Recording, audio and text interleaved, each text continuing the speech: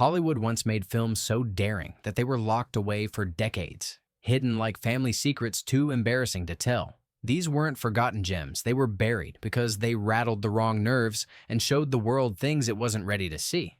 Can you imagine entire movies wiped off the map just for being too bold? Let's dig into the reels that shocked, vanished, and clawed their way back into history. The story of Temple Drake, 1933. If you want to understand why Hollywood censorship came crashing down, look no further than the story of Temple Drake. Based on William Faulkner's novel Sanctuary, this film was a powder keg from the start. Paramount pushed it through in 1933, but what audiences got was unlike anything seen in American cinema up to that point. Temple, played by Miriam Hopkins, is a wealthy Southern woman whose life spirals after she falls into the hands of ruthless criminals. What made the film so explosive wasn't just its gritty look at corruption and crime, but the way it pulled back the curtain on power, privilege, and control.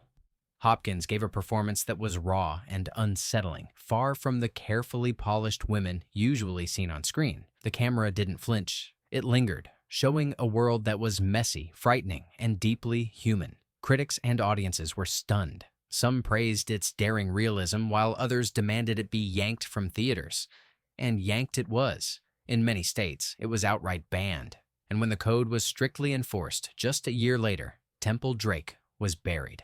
Paramount itself practically disowned it, treating the film like a problem child best forgotten. For decades, it was considered lost, whispered about by film historians as one of the reasons Hollywood had to be cleaned up.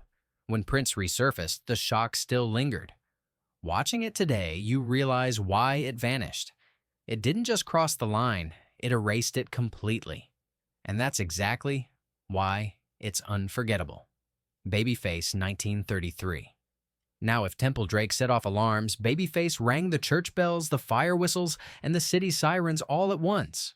Warner Brothers had a reputation for pushing boundaries, and with Babyface, they shoved them right off the cliff.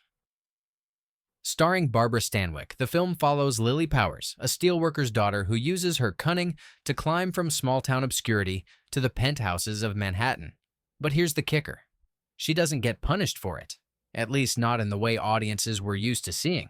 Lily isn't the sweet ingenue waiting for a prince. She's strategic, sharp, and in complete control of her life, no matter how messy it gets.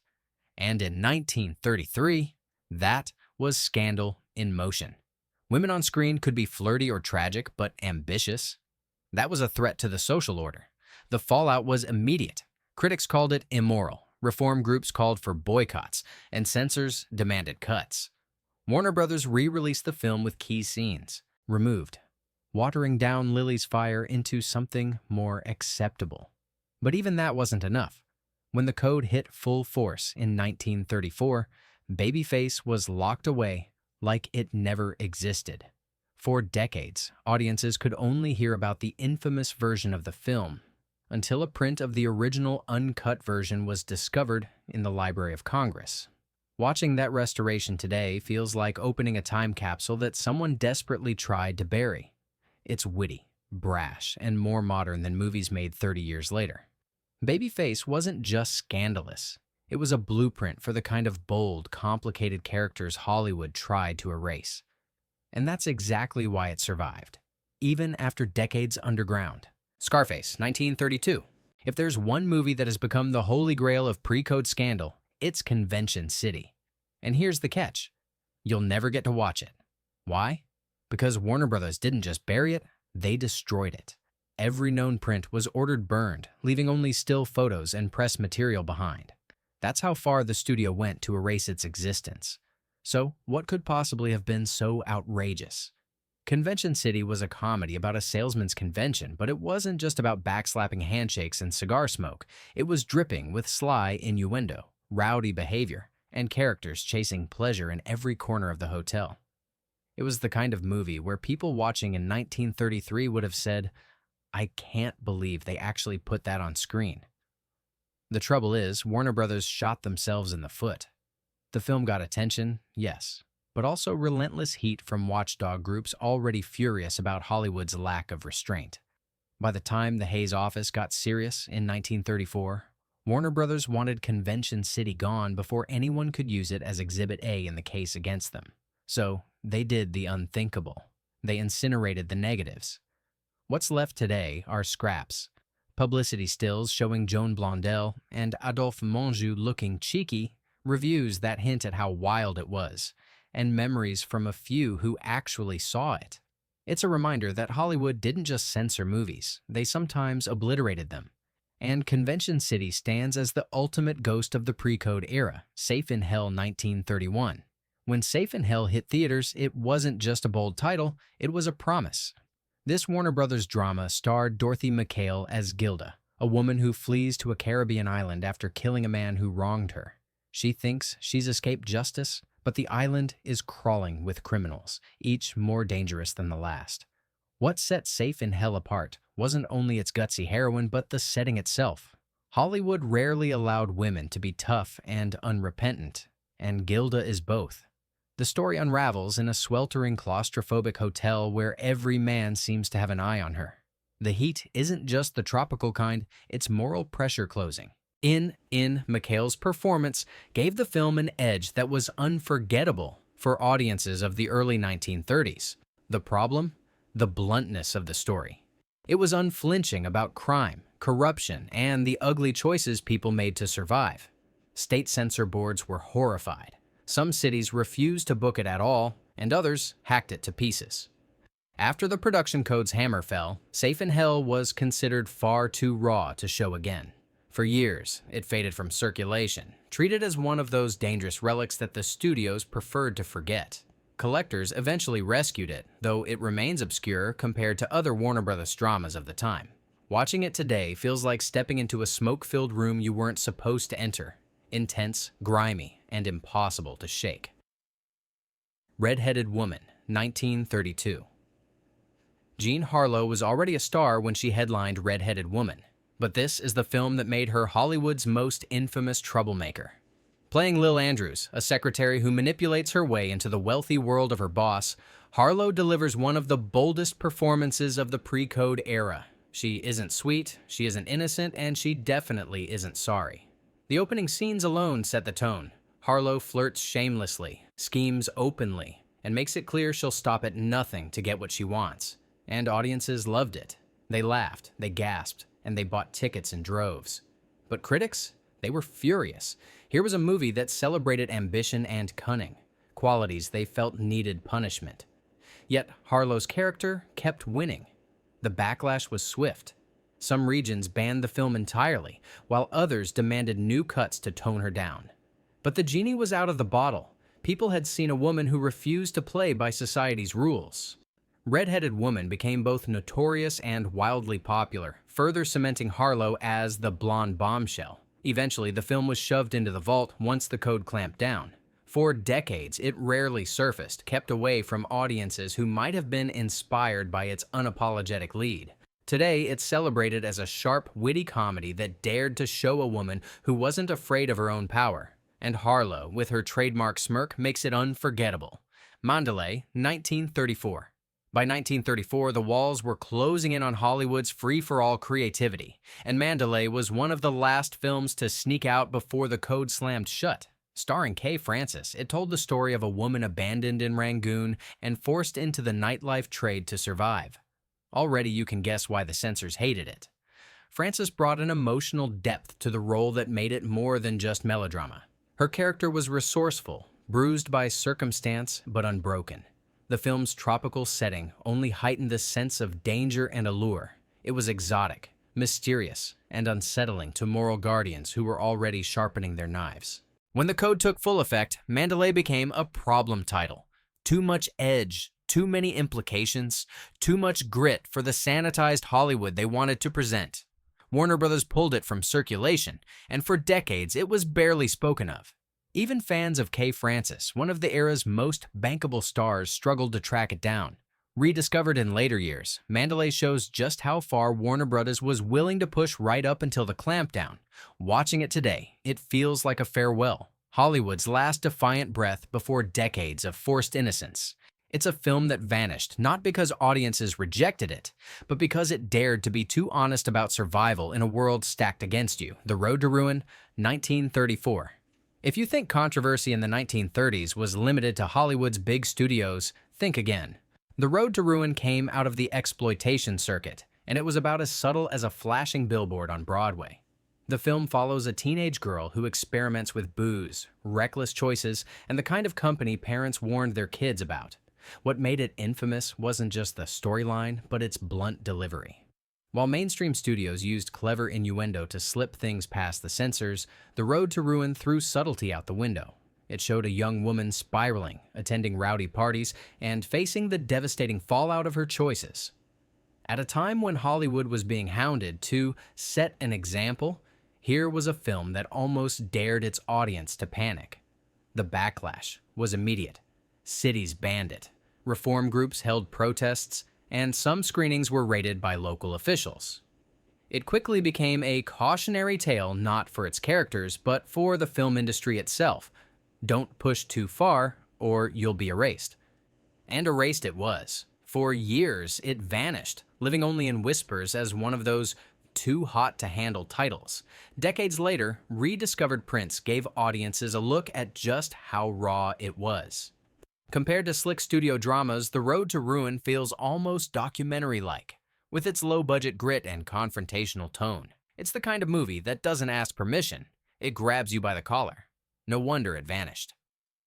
The Cheat, 1931. Two films capture the cultural collision between Hollywood and Europe, like the story of Gita.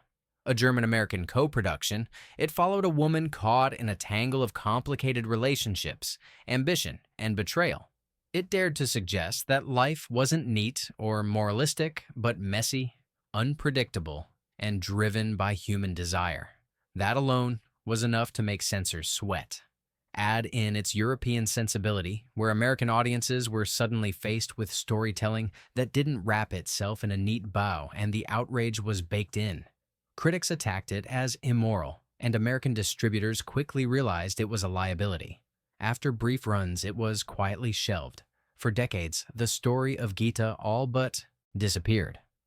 While American studios held onto their vaults, international co-productions often slipped through the cracks, leaving reels to gather dust or be destroyed in storage. Film historians searching for pre-code oddities long wondered if it would ever be found. When fragments resurfaced, they revealed why it had been sidelined. The film didn't just ignore the unwritten rules of Hollywood storytelling, it tore them up. The heroine was flawed, unapologetic, and didn't deliver the moral lesson audiences were conditioned to expect. Watching it now, you see a bridge between European art cinema and Hollywood's brief moment of wild honesty, and that bridge was too dangerous to stand in 1934.